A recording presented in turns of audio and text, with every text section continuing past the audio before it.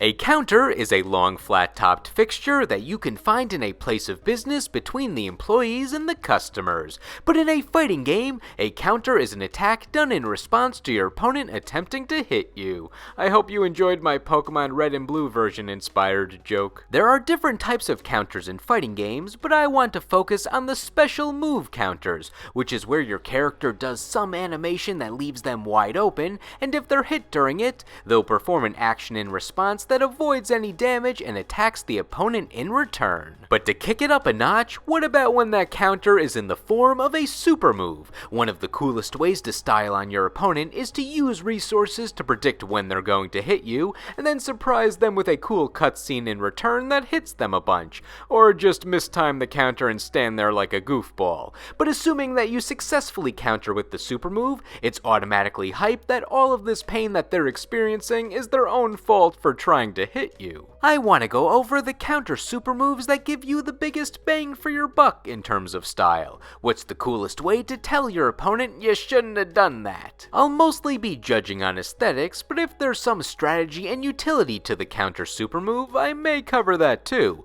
Also, one character per series of origin. Now, let's hit back with the top 10 counter super moves in fighting games. Number 10.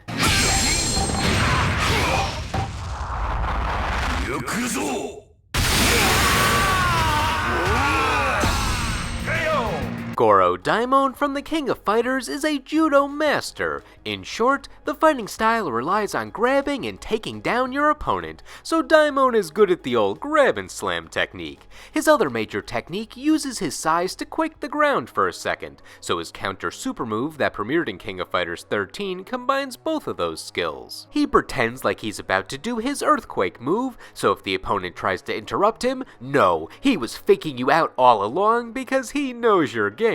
Now that he's lured you over to himself, he can easily connect a grab, does a single slam, and tosses you back up in the air as he prepares a tremor right for when you land. The move looks the best when it KOs the opponent because it makes the ground pound look significantly more damaging. If it doesn't knock out the opponent, they just bounce up. It's still strong, but that slowdown that comes with the knockout really makes you want to reconsider interrupting Daimon when he's trying to ground pound.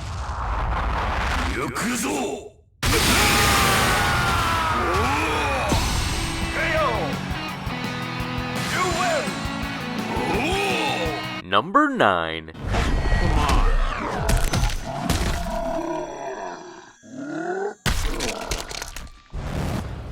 Johnny Cage in Mortal Kombat 2011 uses a lot of meter to enhance his attacks for his general rushdown and pressure strategy, so with the X-Ray super moves costing all of your meter in this game, it's not a good idea to use Johnny's meter for a counter super that may just leave you standing there if you mistime it. However, when it connects, it's hype as hell. When you go to hit him, he pushes your hand or foot away to deliver the pain. He does one of his famous punches to the groin to cause a lot of muscular distress, and then when you're doubled over in pain, he aims for the ribs. But he doesn't just start with a single punch below the belt, he does 3. Usually, he just goes for 1 and stands right back up, but since this is a super move, he gets a bit more excessive. He does 2 quick punches before the final one that does all the muscular damage. I feel like he was trying to sneak those punches in since he does them so fast. The punches have a nice rhythm to them, seems like a good aerobic exercise. And the breaking of the ribs at the end honestly doesn't seem so bad considering what the opponent just had to go through. Like, I feel like the first half of this counter was to show you that a few broken ribs could be worse. And to add insult to injury, you bounce up at the end of the counter so Johnny can still hit you to do a combo.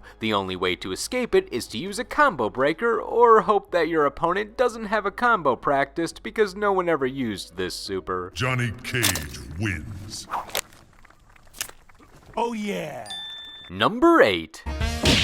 Don't make me laugh. Valentine from Skullgirls is a ninja nurse who fights with weapons that are all medical tools that do the opposite of healing. She's got scalpels, bone saws, and even a body bag for when she's done with you. So of course, that medical theme carries over to her counter super move. She initiates it by briefly doing a "don't touch me, I'm sterile" pose, and if you're unlucky enough to attack her during this window, she teleports away and writes you a medical prescription of doom by trapping you in a giant RX prescription symbol that freezes you in place. Now that you're stuck, she can start combos or pressure, load up a syringe with poison, or just eat chocolate. On the topic of poison, that's involved with an alternate version of her counter move. Valentine can load syringes with various poisons and throw them at the opponent to inflict different status conditions. Pink slowly drains their health for a short time period, green increases Valentine's hit stun for longer combos, and orange lags the opponent's inputs.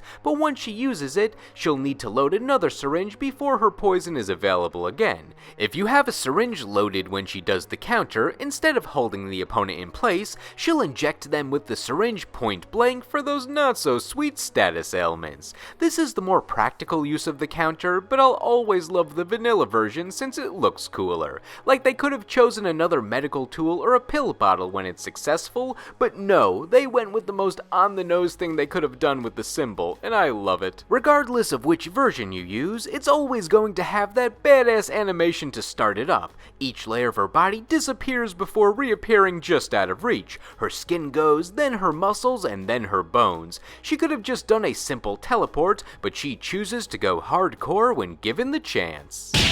Don't make me laugh. Everyone has a weakness. Number 7. You're not giving up? Eliminator of every evil, ally of justice.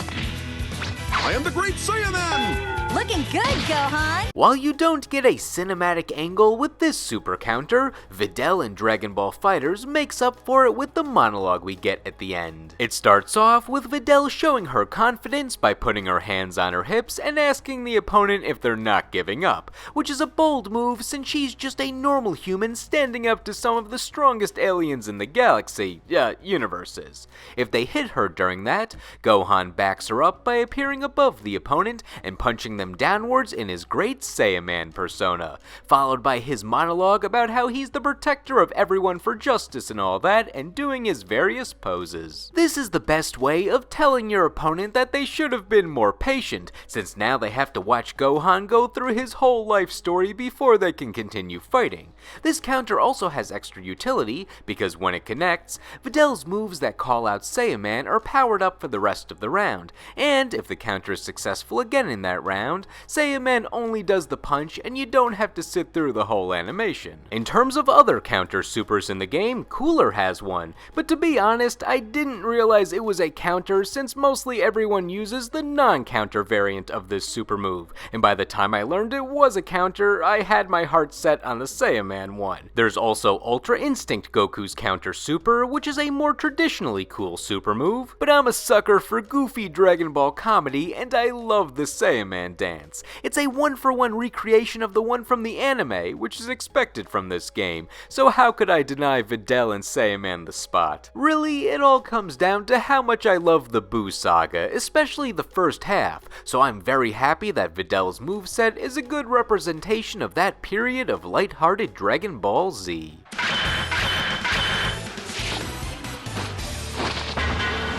How do you like that? I'm a martial artist too, you know. Number 6.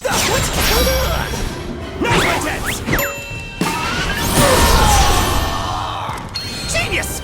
Dampierre is a conman, a crook, a coward, and an all-around scoundrel, but he's so goofy I almost forgot about all of his horrible actions. His moveset involves him taking out hidden blades while pretending to be an innocent bystander who doesn't know how to fight, but in reality, he'll jump you to steal from you when he gets a chance. However, he still accidentally hurts himself a bunch between all his moves where he pretends to fall down to catch the opponent off guard. In Soul Calibur 5, his super move counter goes goes with his swindling nature. He starts by doing a "wait, don't hit me" pose, but you should have listened to his body language since he wanted you to hit him all along. He then slides between the opponent's legs, lands behind them in a very relaxed pose, and gives them a good butt poke to send them flying. Afterwards, he reclines for a second while proclaiming that this idea was genius, making you either love him or hate him. Like this is a Dale Gribble squirrel tactics kind of maneuver. You gotta commend that he's a lot stronger than he looks if his hands can do that much damage against some of these armored opponents while they would normally need to use a bladed weapon to do that much damage. For a coward, he's pretty brave to leave himself wide open to initiate this counter. I know the green light that appears before all guard impact counters in this game is protecting him, but he probably doesn't know that's there. In the end, this dapper fellow with no fighting experience can take on the greatest warriors in the world, and all he needs is a slide and a dream, or more, a slide and a scheme. Such perfection from the bellow. Number 5. Trap triggered.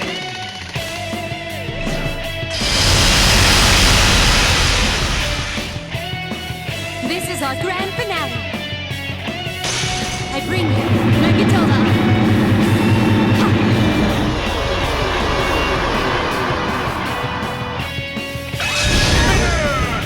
Elizabeth in Persona 4 Arena is one of those characters who's so powerful, when she gets knocked down, she just reclines on the ground like Rachel Alucard or Slayer because she was holding back to be on your level, and only got defeated because she's seen enough of your skill and knows that she doesn't need to fight you anymore. In this game, she uses skills from all the players in her moveset with the help of her tarot cards and her somewhat feral persona Thanatos, which she chooses as her persona because she's powerful and all that. However, the most powerful technique that she borrows is in her Instant Kill, which is a super move that all characters in the game have that immediately wins the match as long as you're in your winning round with a full meter to initiate it. You can't combo into them, so they're more meant to punish your opponent and style on them if they're wide open and you meet the criteria to pull one off. Elizabeth's Instant Kill is a counter, but since the developers apparently didn't want a single hit counter to be an instant win, they make her work a bit more to activate it. Instead of being initiated by a single hit, the opponent needs to hit her 3 times when the counter window is active.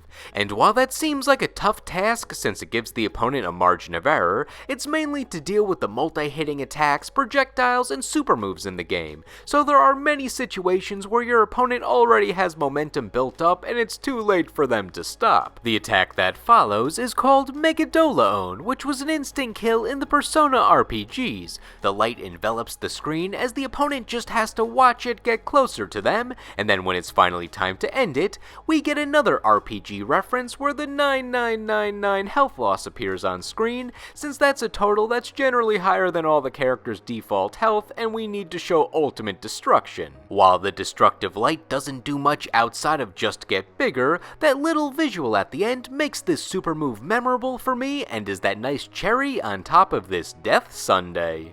That was far too easy. Number 4.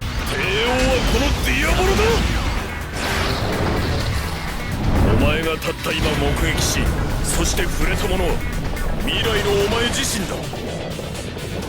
終わらせてやろう。Diavolo from JoJo's Bizarre Adventure has the power to see into the future and erase seconds of time so his opponent is desynchronized with their actions, along with being able to move around during that erased time to avoid attacks. Because of his future sight heavy powers thanks to his stand King Crimson in JoJo's All-Star Battle, countering is a big part of his game plan overall. He peers into the future using his flowing hair to dodge his opponents with precision or just retreats somewhere else on the stage. But if you don't catch on to his countering strategy early on in the fight, then you're toast when he pulls out his ultimate attack. When you go to hit him, you flash before your own eyes, and in that moment of shock, Diavolo reveals that he moved behind you as he monologues you about what you just saw, and then he goes into no detail about what his stand does because he's mysterious like that. Then he just has King Crimson do a chop to snap you out of it, or knock you out of it. This counter has the biggest feeling that you messed up, since your character has the look of fear on their face as they are helpless to Diavolo just slowly approaching. With most characters on this list, the counter hit occurs right after the attempted attack, but Diavolo savors that counter hit by taking a good 10 seconds before he actually hits you in return. You could say he's being arrogant, but I think he just likes being dramatic. 終わらせてやろう。これが我がキングクリムゾンの恐怖というものは打ち砕かなくてはならないのだ。 Number 3. Come at me from whatever direction you like.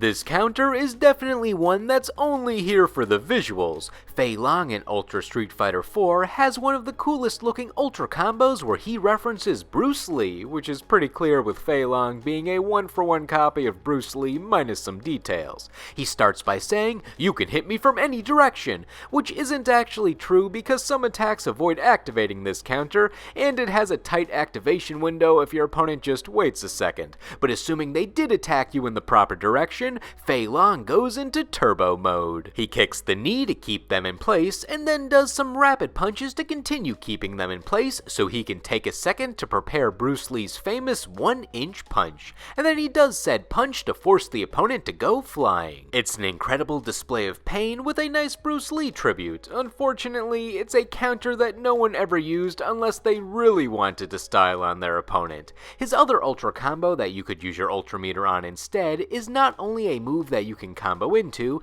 but it also has invincibility frames on startup, so in theory, it counters your opponent if they push a button too close to you, since that hit would be eaten up by the startup of this non-counter super move. Basically, the versatility of this Ultra combo makes it work just as well as the move designed to be a counter. Same goes for Cammy's Ultra combo counter, which was the only other Ultra combo counter in the game, unless you count Hakan's anti-air Ultra counter in that category too, and I do love giving Hakan credit.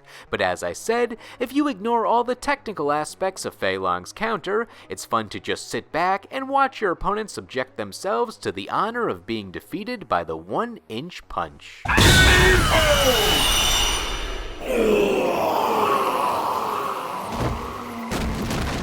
Number 2. More in your face! Feel the love of the hyper combo! And it's a This is the hyper combo! For the Marvel vs. Capcom 3 choice, this was actually a close one, where it's basically a tie between two of the options, but it's hard to ignore that Deadpool has one of the most unique looking counters, let alone super moves, in any fighting game. Unlike the other hyper combo counters in the game, it takes 3 bars of meter to use, which is generally reserved for the strongest and sometimes most cinematic hyper combos in the game. Deadpool does the Betty Boop motion to activate it, and if the opponent touches him, Deadpool stuns them and does what he does best, break the 4th wall. He grabs the health bar to beat the opponent over the head with it, and then he grabs his hyper combo bar, smacks them, and hits a self-proclaimed home run with it while he watches the opponent fly while telling them that this is indeed the hyper combo. While 4th wall breaks are definitely not unheard of in fighting games, like when characters get splatted against the player's screen and it breaks, we've never seen something as crazy as this, and in a counter no less. The only downside is this wonderfully meta move is restricted to being an expensive counter, so you're not using your meter for the counter when Deadpool has more useful supers like his fast guns or cut time combo ender. As for the other counter super move in the game that may have gotten the spot if it didn't have to compete with Deadpool, that goes to his buddy Taskmaster. It's a level 1 super, so the cinematic is shorter and it's weaker, but it makes a good impression. Taskmaster has photographic reflexes that also give him a good read on his opponent, so countering is ingrained in his normal moveset as well as his super move. He holds up a shield, and if you hit him, he says that he can see right through that, slashes you an absurd amount of times, and then positions himself behind you so he can do a smooth behind the back motion to shoot the opponent and end it without even looking at you. If you're quick enough, you can even follow it up with his arrow super move for that extra punishment. In the the end, both counters are hype, so there's no need to pick a favorite. Just get ready for your opponent to move, and then the fun can begin. Secret move! I can see through that! Sword of Black Knight! Combo KO! Is that it? You win! Maybe I should show you how to use that shield. It was hard to pin down which counter super was the coolest for number 1, so I went with the heart and picked the first super move I thought of when counters came to mind. It may have not been the first counter super in all of fighting games or an optimal use of meter, but it rang in a new generation of fighting game counters back in 2008 when it premiered. Number 1.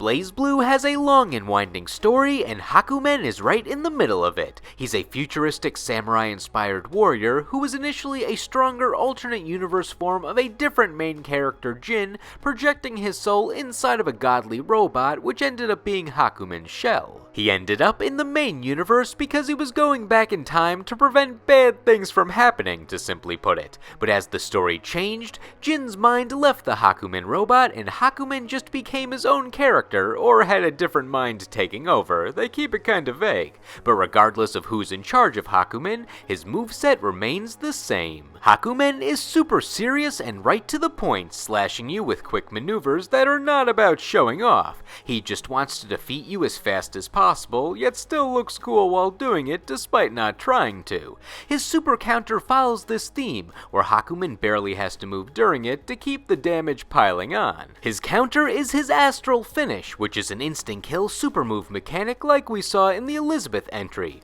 Almost all the astral finishes in this game go over the top with crazy cutscenes that last a good 10 to 15 seconds to show why it's an instant win when they hit, but Hakumen keeps it in the less is more category and doesn't need to do much to keep it badass. Once he activates that counter and you can't stop yourself from hitting him, you're already dead. We get a nice combination of the third person perspective where it looks like nothing is happening, as the screen gives us part of the first person perspective. As soon as you hit him, you know that you're screwed when a black slash mark with undefined drops of liquid around it appear on the screen immediately as if they're paint strokes. He could stop there, but why not give the opponent a little more of this and that and this and that and this and that and this until the screen is all black and they fall down because there's no way you're surviving. It's got a samurai movie feel, where as soon as there's a fraction of a second that you're open, Hakumen slashes in with unreal speed where you don't see him move until it's already happened. As for the utility of this counter,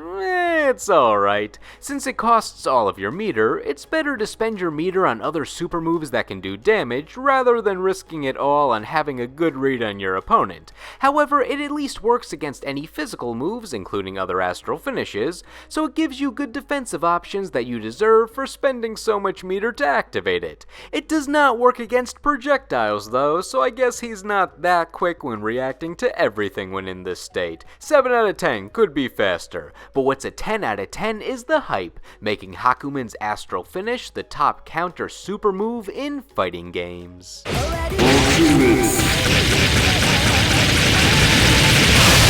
Astral finish!